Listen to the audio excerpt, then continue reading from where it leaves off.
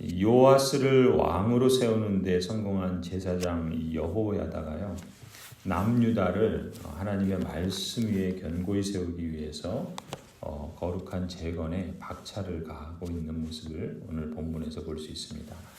여호야다가 추진하는 재건은 먼저 바알에게 기울어서 영적인 순결을 잃어버린 이 남유다가 주 여호와의 백성이라는 그 정체성을 다시 확고히 세우는 데 있었고, 그래서 주님의 백성이 되는 언약을 새롭게 세우는 것에서 시작을 합니다. 그게 16절이에요. 16절에 이렇게 기록하죠.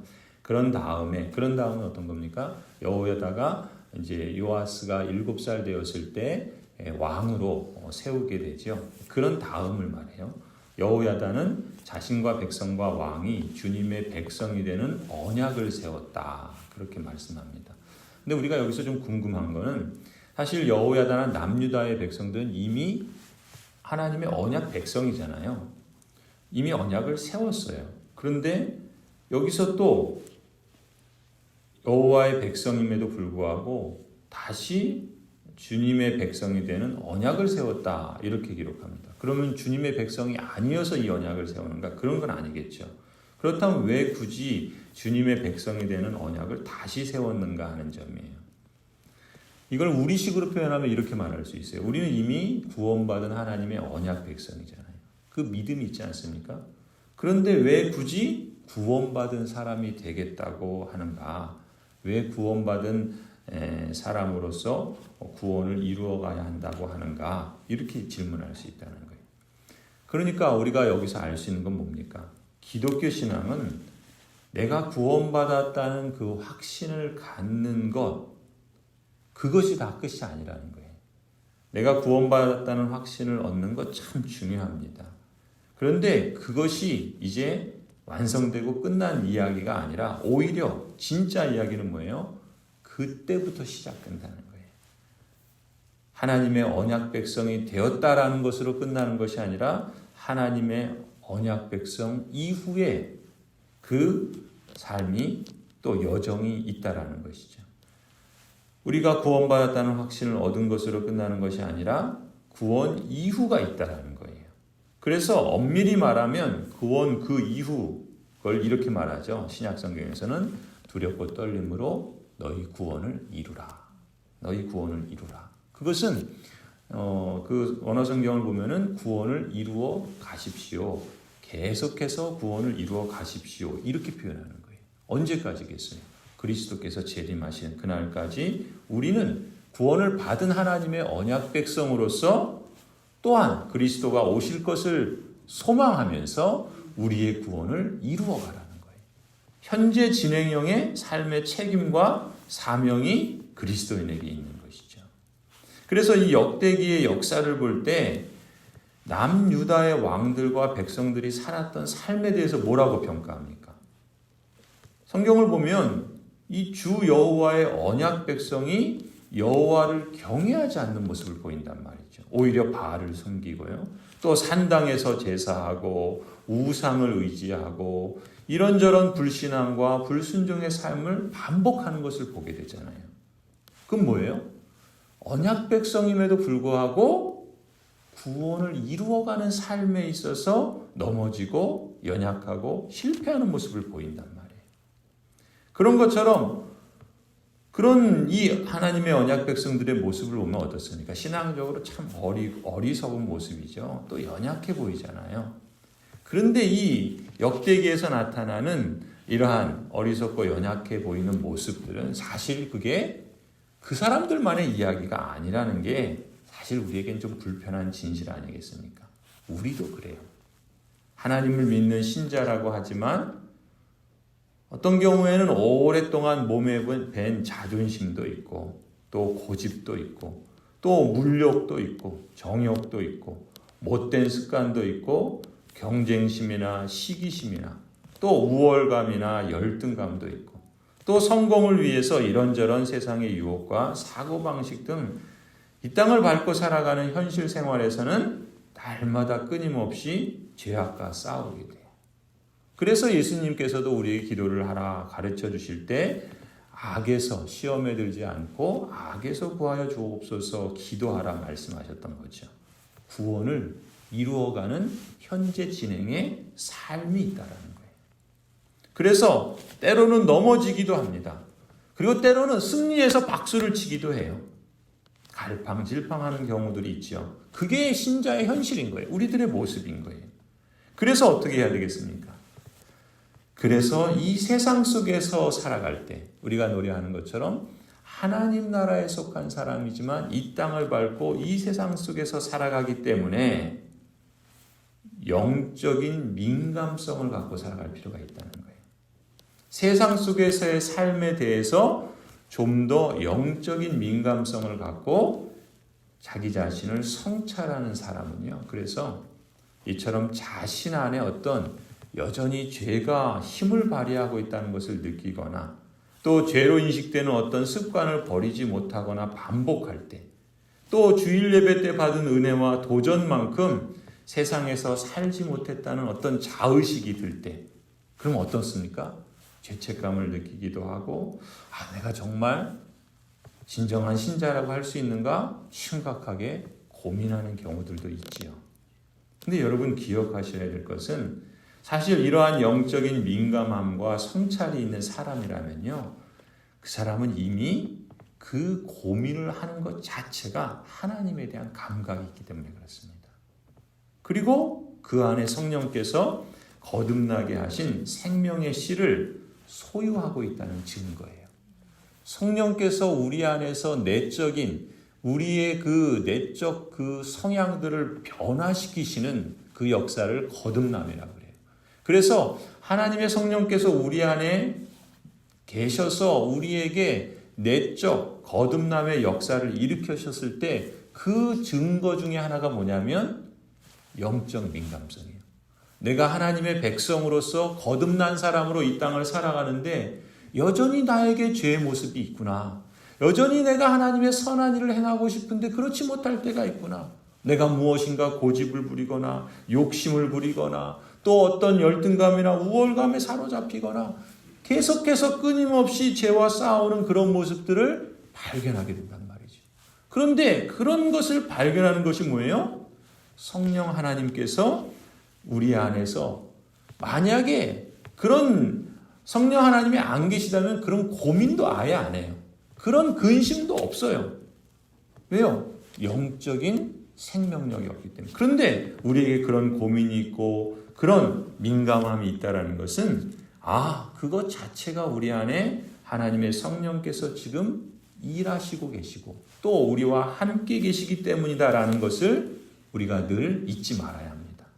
그러니까 혹 우리가 연약하고 혹 우리가 넘어지고 때로는 실패하는 모습을 보여도 우리 역대기를 보면 어떻습니까? 숱한 모습을 그렇게 봐요. 우리가 지금 보고 있는 요아스도요. 40년을 통치하면서 잘했다 그랬지만 또 보면은 어떻게 됩니까? 요아스는 말년에 또 넘어져요. 여러분 솔로몬 얼마나 잘했습니까? 말년에 솔로몬 배교합니다. 하나님 버리게 돼요. 그런 모습들을 보면은 우리도 그런 모습이 있잖아요. 그렇게 넘어지고 실패할 때 그때 어떻게 됩니까? 이건 끝이구나. 나는 진짜 신자가 아니구나. 그래서 놔버리는 것이 아니라 세상을 향해서 그냥 가버리는 것이 아니라 어떻게 됩니까? 그렇기 때문에 내 안에 하나님이 계셔서 나를 이렇게 영적으로 민감하게 하시고 내 안에서 지금 일하시는구나.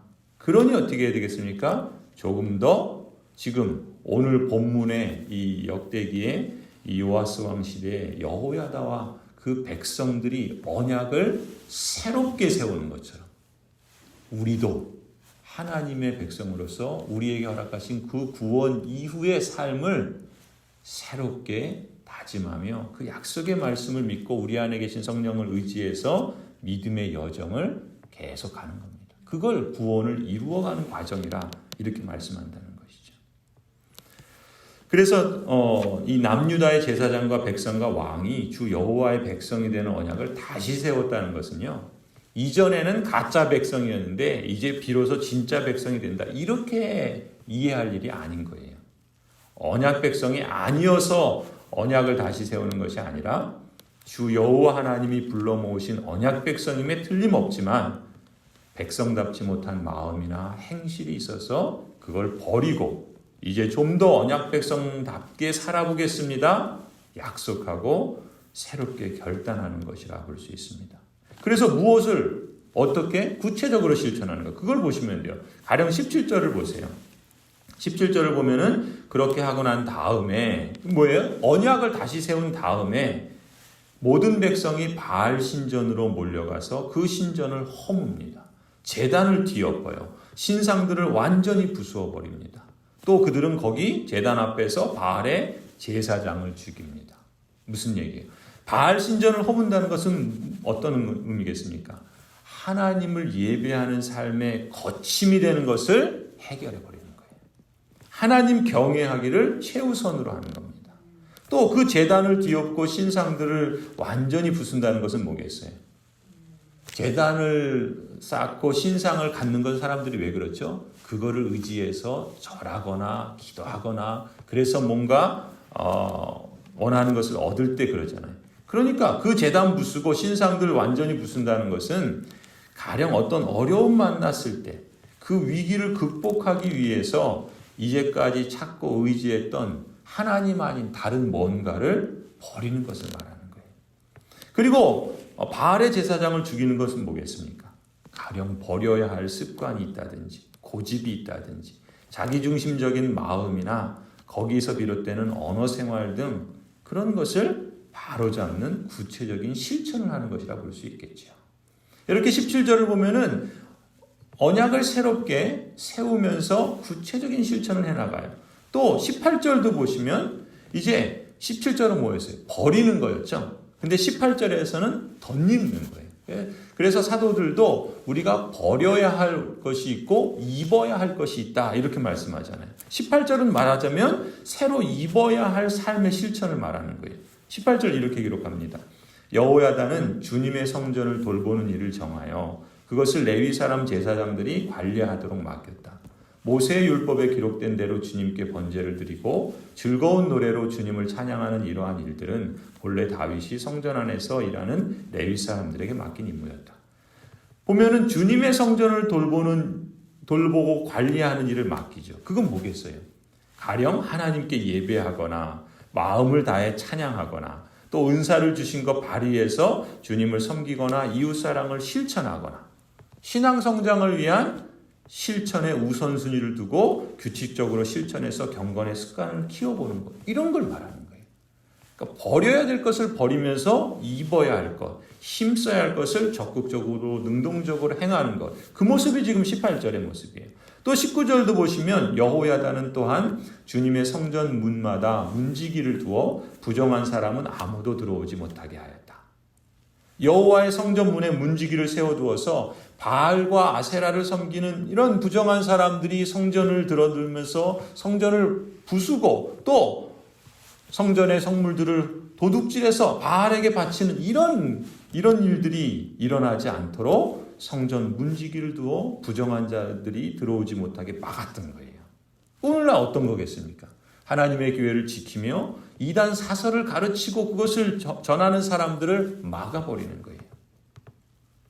또 성도로서 나 한 사람이나 또 교회 공동체도 바로 여호와의 성전 아닙니까? 우리 자신이 거룩한 성전이고 교회 공동체가 거룩한 성전이에요. 그렇다고 한다면 거룩한 성전인 나 자신이나 또 교회 공동체를 부정하게 하거나 오염시키거나 우리 공동체에 금이 가도록 분열시키는 모든 부정한 것들을 막는 일을 적극적으로 실천하는 이것이 언약을 새롭게 하는 구체적인 실천인 거예요.